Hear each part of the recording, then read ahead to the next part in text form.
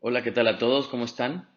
El día de hoy vamos a hablar de un tema que es de gran importancia para nuestro país, para nuestra práctica clínica y bueno, también ha sido un tema que se pregunta todos los años en el ENARM. Esto es el absceso hepático amediano. Primero que nada, tenemos que saber que países como el nuestro que se encuentran en vías de desarrollo son los países con mayor incidencia de casos de amediasis y, por consiguiente, de absceso hepático amediano. Entonces vamos a empezar. Y bueno, pues definitivamente la estrella de nuestra presentación es un parásito con el que seguramente se encuentran ya familiarizados, que se llama entamoeba histolítica. Bueno, este parásito es súper común en países en vías de desarrollo como el nuestro, en donde los sistemas de salud pública y saneamiento son deficientes. Justamente aplica para la mayor parte de Latinoamérica. Y bueno, la amebiasis intestinal es definida por la OMS y la PAHO como la infección causada exclusivamente por entamoeba histolítica, aun si el paciente no presenta síntomas. Y si bien el día de hoy no nos vamos a clavar mucho con la amebiasis intestinal, nos vamos a concentrar principalmente en una de sus consecuencias más graves, que es el absceso. Esto es por dos cosas principales. La primera, y la cuestión práctica o técnica, es que la amebiasis y la diarrea ocasionada por amebiasis se trata justamente en la guía de práctica clínica para el tratamiento y manejo de diarrea aguda. Y bueno, la segunda es porque la mayoría de las amebiasis son asintomáticas y cuando no lo son, el cuadro clínico es muy evidente. Ahorita lo vamos a ver.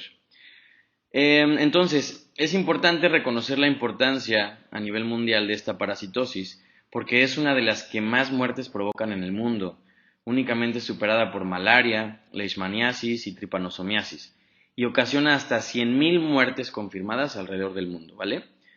Entonces, ahora bien, algo muy interesante y que pudiera ser útil para ustedes que van a presentar el ENARM es que en México estamos genéticamente predispuestos a esta enfermedad, justamente porque presentamos el complejo inmunológico HLA-DR3. Y si bien esto no es algo de lo que vamos a hablar más a fondo, ha sido una pregunta de esas que intentan hacer que falles en el ENARM. Entonces recuerden eso, ¿vale? Como les decía, la amebiasis normalmente es asintomática, sin embargo provoca diarrea disentérica y es precisamente porque genera, como su nombre lo dice, una serie de enzimas que provocan lisis en los tejidos del colon. Estas mismas enzimas le permiten atravesar la barrera de la mucosa intestinal, entrar al torrente sanguíneo y a través de la circulación portal llegar al hígado y provocar el famoso absceso. Entonces, bueno, vamos a hablar en la siguiente diapositiva un poco del ciclo de vida de este parásito. Ok, bien. Con respecto al ciclo de vida de este parásito, les pongo este dibujo que justamente viene en la guía de práctica clínica. Está bastante sencillo y únicamente será importante recalcar los puntos clave y lo que preguntan en el ENARM acerca de esto. Y es muy sencillo, siempre preguntan cuál es la forma infectante y cuál es la forma patogénica. Al respecto, pues la forma infectante es el quiste, siempre, y la forma patogénica es el trofozoito, ¿vale? El ciclo de vida de este microorganismo, que justamente comienza y termina dentro del ser humano, pues es el huésped final, es muy sencillo. El huésped excreta los quistes en las heces fecales y en países como el nuestro, en donde se practica el fecalismo al aire libre, estos quistes terminan en los mantos acuíferos, en un río, en agua de pozo y posteriormente una persona consume esta agua. Una vez dentro del huésped, existen dos formas de presentación de la infección por entamoeba histolítica. La más común es una infección asintomática en donde el portador continúa excretando los quistes hasta que el cuerpo los elimina. La siguiente es la forma asintomática que provoca el cuadro clínico clásico de una diarrea disentérica.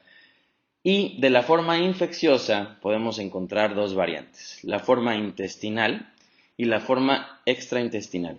Es importante considerar que el absceso hepático no es una enfermedad y una entidad por sí sola, sino debe considerarse como una complicación de la amebiasis intestinal.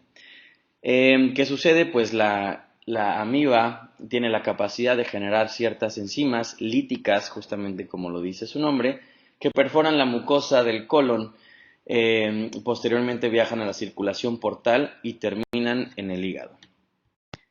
Y bueno, hablando de lo más interesante, creo yo, de esta patología, y creo que lo que todo el mundo quiere saber, es cómo vamos a llegar al diagnóstico del absceso hepático, porque justamente esta es una de las patologías en donde el cuadro clínico hace realmente la diferencia y marca la pauta del manejo del paciente y del abordaje. Hay que tener muy en cuenta los factores de riesgo que prácticamente nos van a decir si tenemos que hacerle pruebas o no pruebas al paciente. Y es súper importante recalcar que el hecho de no contar con pruebas serológicas o estudios de imagen no deben retrasar el tratamiento cuando el paciente cumple con criterios epidemiológicos, factores de riesgo y un cuadro clínico altamente sospechoso. Entonces, bueno, vamos a hablar de los factores de riesgo.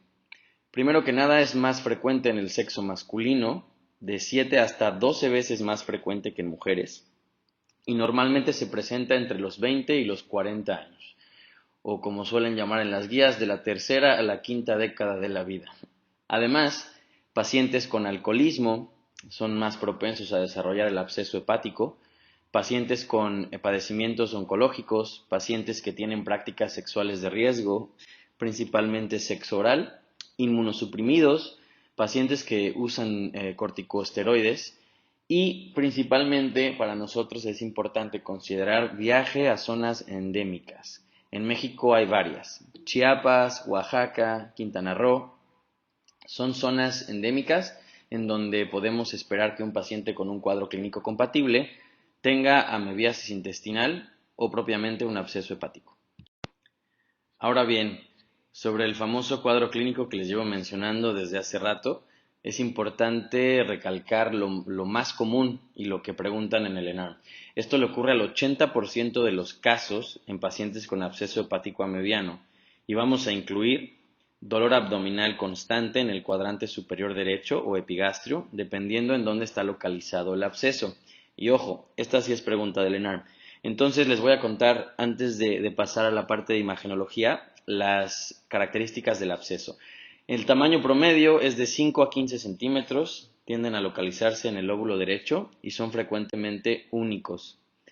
Bueno, la diarrea en estos pacientes normalmente es una mención inespecífica. Los pacientes pueden incluso referir diarrea disentérica con una media de hasta 12 semanas previas al cuadro clínico agudo. Sin embargo, el absceso hepático y su presentación se considera aguda porque es menor a 2 semanas con los síntomas clave. Otro síntoma importante es la fiebre elevada entre 38 y 40 grados durante la tarde, o sea, es fiebre vespertina. Hasta en el 50% de los casos, los pacientes van a presentar hepatomegalia y más del 90% de los pacientes presentan astenia, adinamia e hiporexia. Ok, ahora bien, sobre los estudios de laboratorio que van a complementar su diagnóstico, sin embargo, lo voy a seguir mencionando probablemente más adelante, la alta sospecha clínica con factores de riesgo no debe retrasar el tratamiento. Pero bueno, en pacientes con absceso hepático amebiano vamos a encontrar ciertas características en los estudios de laboratorio. Por ejemplo, en la biometría hemática, los leucocitos normalmente superan los 10.000. La anemia es un posible hallazgo, sin embargo, no es un indicador clave para absceso hepático. Esto que sigue sí, es una de las parasitosis, o bueno, una de las complicaciones de la parasitosis que no presenta eosinofilia. Creo que este dato es bastante importante. Pudiera ser una pregunta que confunda en el ENARM o un dato que confunda o que los desvíe de un diagnóstico apropiado porque sabemos que en las parasitosis normalmente hay eosinofilia. Bueno, la fosfatasa alcalina va a salir normal o es probable que salga normal en la fase aguda y elevada en la fase crónica. Sin embargo, como les pongo abajo donde está la bocinita, en el 80% de los casos de un paciente en la vida real se va a encontrar elevada junto con las transaminasas. Bueno, en las pruebas de funcionamiento hepático, como lo acabo de decir, la ALT se va a encontrar elevada en fase aguda y la elevación de las bilirrubinas en el 30% de todos los casos. Recuerden que la ictericia no se va a presentar siempre, no es un hallazgo que debamos estar esperando, es incluso mucho más común la hepatomegalia, ¿vale? Y los anticuerpos séricos, que es algo que tal vez tengan a la mano, tal vez tengan posibilidad de realizarlo, se encuentran en el casi 100% de los pacientes. La guía dice del 92 al 97 y luego dice que el 99% eventualmente los van a presentar.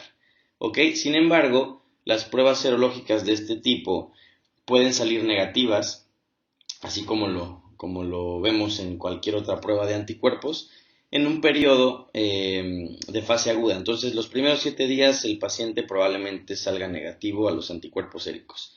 Y que sepan que la hemaglutinación indirecta es la prueba más sensible. Entonces, supongo que en el ENARM, si les preguntan cuál es la prueba más sensible, el estudio de laboratorio más sensible, es la hemaglutinación indirecta. Ok, ¿y por qué les pongo aquí que qué hay con el cultivo y el examen coproparasitoscópico? Bueno, definitivamente es parte de la batería de estudios que le vamos a mandar a nuestro paciente con sospecha de amebiasis intestinal. Sin embargo, hay que recordar que estamos hablando exclusivamente del absceso hepático amebiano como complicación de la amebiasis intestinal. Entonces, específicamente sobre este tema no es parte del diagnóstico, ¿no? De los estudios diagnósticos específicos. Sin embargo, pues no se les olvide que en un coproparasitoscópico vamos a encontrar quistes de entameba histolítica, es bastante evidente, pero pudiéramos no encontrarlos en el estudio del absceso hepático, más sí lo vamos a encontrar en la amebiasis intestinal, pero siendo el absceso una complicación extraintestinal, no debemos considerarlo indispensable, ¿ok? Ok, sobre estudios de imagen, sí es bien importante que conozcan el orden, obviamente para el ENARM, sin embargo, también cuando atiendan pacientes con esta sospecha, y que sepan que la radiografía de tórax y el ultrasonido son los estudios que se piden primero. Vamos a analizar un poquito más abajo el algoritmo de abordaje de un paciente con absceso hepático, y menciona que se hagan prácticamente simultáneos. El diagnóstico del absceso se hace con el ultrasonido y la radiografía de tórax se solicita para saber si no hay un derrame pleural o si el absceso está invadiendo el tórax. Ok, ahora, ¿qué pasa con la tomografía? Bueno, la tomografía definitivamente es un estudio valioso, pero no es el estudio que se va a hacer de inicio en el paciente con absceso hepático. La TAC únicamente se opta por ella cuando el diagnóstico no es claro, cuando hay múltiples abscesos o cuando hay una duda o incertidumbre del diagnóstico, ¿vale? Y como les pongo por escrito, porque esto sí me parece importante, se los pongo ahí abajito, y es pregunta en ARM, el absceso hepático detectado únicamente en el lóbulo derecho está en el 74% de los pacientes. En el lóbulo izquierdo, en el 14% de los pacientes y se considera complicado. Y el absceso único en el 77% de los casos. Los abscesos múltiples son más raros y los encontramos en el 22% de los casos. Ahora, estos datos vienen directamente de la guía de práctica clínica, ¿vale? Ok, pues hay una clasificación ecográfica para el absceso hepático amebiano, es la clasificación de Ingebeso. Realmente les estoy poniendo ahí lo importante. Las características ecogénicas se las voy a mencionar, sin embargo, creo que lo más importante es saber que la clasificación 1 es de un absceso no coleccionado, la tipo 2 es de abscesos coleccionados y la tipo 3 de abscesos cicatrizados. Les voy a dar un par de datos importantes sobre cada una, pero creo que lo clave es que se aprendan eso nada más. En la clasificación tipo 1 encontramos hipoecogenicidad heterogénea, límites policíclicos imprecisos, contornos ecogénicos espesos, reforzamiento posterior de los ecos y contenido en pilas ecogénicas. La clasificación tipo 2, de igual manera, encontramos hipoecogenicidad heterogénea, límites netos irregulares, contornos finos, contenidos ya sea homogéneo en arenas movedizas, que eso es importante, sean anecogénicos tipo pseudoquístico con nivel en sol poniente. Ya saben que este tipo de cosas las preguntan en el ENARM es de esas cosas que hacen para confundir. Entonces, les dejo el link de la guía en donde van a encontrar esta tablita, que por cierto les estoy leyendo, no me la sé de memoria definitivamente, pero este tipo de datos, como que estos nombres extraños, son de esas cosas que preguntan y que les pueden regalar un par de puntitos, ¿vale? Y los abscesos, bueno, de tipo 3 es en donde encontramos curación total, restituido, entonces podemos, yo creo que obtener esta respuesta como por eliminación. El tipo 1 pareciera un poquito más complejo que el tipo 2, y en el tipo 2 es donde encontramos esto de en arenas movedizas, con nivel en sol poniente y demás, ¿vale? Entonces, bueno, espero que esto les sirva, aunque no creo que deban clavarse completamente ni perder mucho tiempo estudiando esta clasificación, pero bueno, ahí está, ¿vale? Ok, sobre el absceso hepático a mediano versus el absceso hepático piógeno, que ya veremos en otra ocasión. Las similitudes son varias, sin embargo hay un par de datos clave y es importante mencionarlo porque en el ENARM siempre ponen como diagnóstico diferencial a uno del otro, siempre. Entonces, es importante saber que los factores de riesgo orientan en gran parte al diagnóstico de absceso amebiano. Entonces, por eso menciona en esta tablita que les estoy poniendo endemicidad, ¿vale? El paciente con viaje a zonas endémicas es muchísimo más propenso de tener un absceso hepático amebiano, ¿correcto? Como les mencionaba, los síntomas agudos del absceso hepático amebiano de menos de 2 semanas, y en el piógeno es un poquito de más larga evolución, ¿vale? Síntomas de más de 2 semanas. Dolor en el cuadrante superior derecho, pues ambos lo van a presentar por la localización del hígado. Fiebre y mal estado general, pues bueno, creo que todas las enfermedades infecciosas pueden presentarlo. La lesión hipoecoica solitaria de márgenes regulares, y ahí la clave es márgenes regulares en más del 50% de los casos, versus el absceso hepático piógeno, en donde las imágenes son de márgenes irregulares, y esto sí es importante. ¿Ok? Obviamente la serología positiva antiamebiana pues te va a orientar definitivamente al absceso hepático amebiano, pero no creo que sean tan obvios en el ENARM, ¿vale? Y algo importante, esta sí fue una pregunta del ENARM. En la gamografía con galio, los abscesos amebianos son fríos y los abscesos piógenos son calientes. ¿Ok? Eso sí es importante y pudiera ser una de estas preguntas que les regale un extra. Ok, sobre el tratamiento del absceso hepático amebiano. Afortunadamente es un tratamiento bastante fácil de aprenderse. Se basa principalmente en el uso de imidazoles, y el fármaco de elección y el fármaco por excelencia es el metronidazol en dosis de 500 a 750 miligramos por vía oral o intravenosa, suponiendo que el paciente estuviera complicado. Se da 3 veces al día, esto es importante, durante 7 a 10 días. ¿Por qué menciono lo de 3 veces? Porque sí confunde, porque por ejemplo el tratamiento para tricomoniasis es metronidazol 2 veces al día, y pudiera ser un esquema que ustedes ubiquen del servicio social o del internado, en fin. El esquema para el absceso y para la amebiasis intestinal también es de 3 veces al día durante 7 a 10 días. Y la tasa de curación, esto es importante, es mayor al 90%. ¿Ok? El metronidazol siempre debe usarse como fármaco de primera línea, a una dosis de 30 a 50 miligramos kilogramo día si es vía oral. Esto es un poquito como que jugándole a calcularlo por peso, y de 7.5 miligramos kilogramo dosis en caso de ser intravenoso la aplicación, pues, ¿no? Si es posible y si está esta opción, siempre será por vía oral. ¿Ok?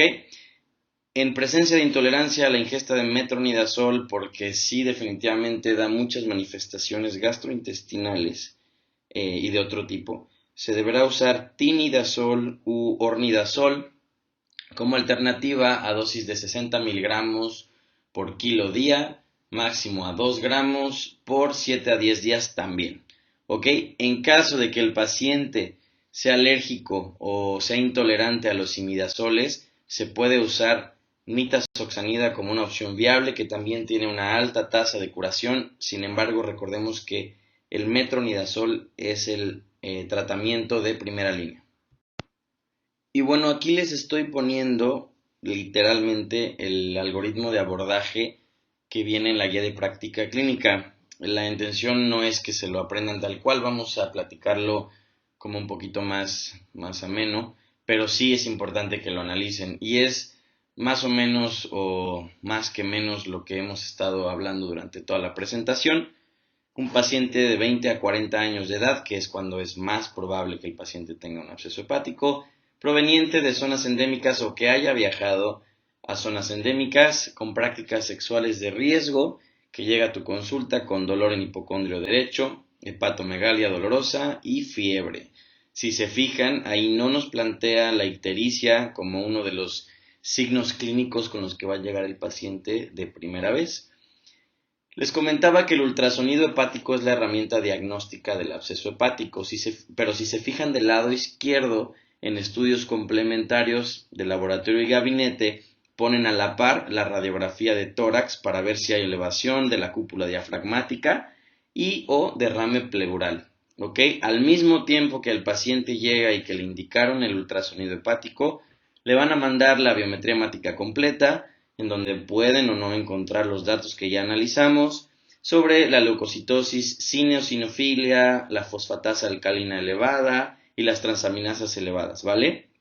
Si el ultrasonido es positivo a absceso, se realiza serología, porque el ultrasonido nos va a decir nada más si hay absceso o no. Vamos a identificar nosotros si es a mediano, aunque los factores de riesgo y la sintomatología y todo esto que ya platicamos son los que más nos van a orientar al diagnóstico, ¿vale? Si la serología es positiva, le damos, como habíamos quedado, metronidazol vía oral 500 a 750 miligramos 3 veces al día de 7 a 10 días. ¿Ok? Si la serología no es positiva, tenemos que descartar un absceso piógeno y bueno, ya ese es otro cantar, ¿vale?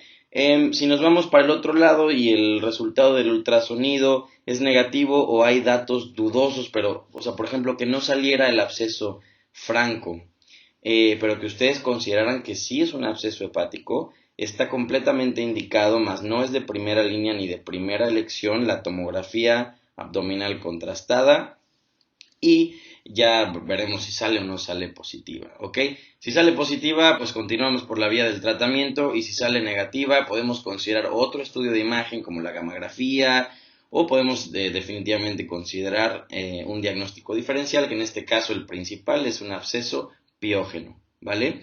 Los datos sugestivos de absceso hepático a mediano que mencionan aquí están del lado derecho y se los voy a mencionar tal cual: lesión hepática focal discreta, enfermedad pleural focal o de parénquima pulmonar porque puede perforar el hemidiafragma, sombra de refracción sobre el borde hepático, puntos de referencia venosa o distorsionados, patrones anormales en el Doppler y trombosis venosa. Estos últimos dos datos son bien importantes porque en base a esto se puede decidir hacer un estudio de imagen como la tomografía o como la gamografía con galio inmediatamente, ¿vale? Y el ENARM pasado traía esta pregunta sobre absceso hepático, o al menos abordaba este tema sobre cuándo al paciente se le decide hacer un drenaje o una punción percutánea guiada por ultrasonido, claro.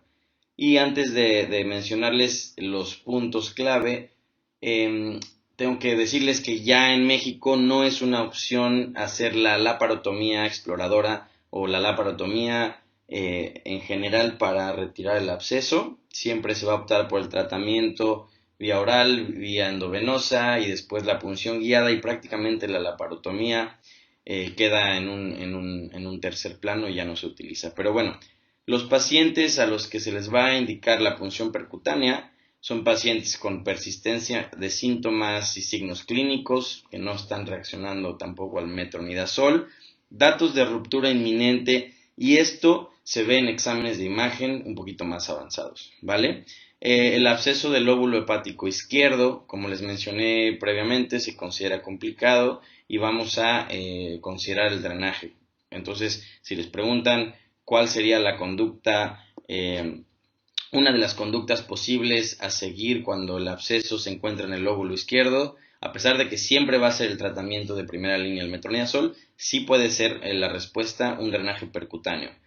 En mujeres embarazadas y o contraindicación para uso de metronidazol también se va a elegir el drenaje percutáneo y cuando hay complicaciones pleuropulmonares, ¿vale? Y bueno, eso es todo, espero que les haya servido. Les dejo los datos de la guía de práctica clínica y de un par de artículos que utilicé para esta presentación. Sin embargo, me basé prácticamente todo en lo que dicen las guías mexicanas, porque es lo que preguntan en el ENARM. Y bueno, los invito a que continúen leyendo. Yo sé que los tratamientos y los manejos más avanzados no se encuentran en las guías, pero por el momento debe ser suficiente para que puedan tener las respuestas correctas en el ENARM. Y bueno, les deseo mucha suerte.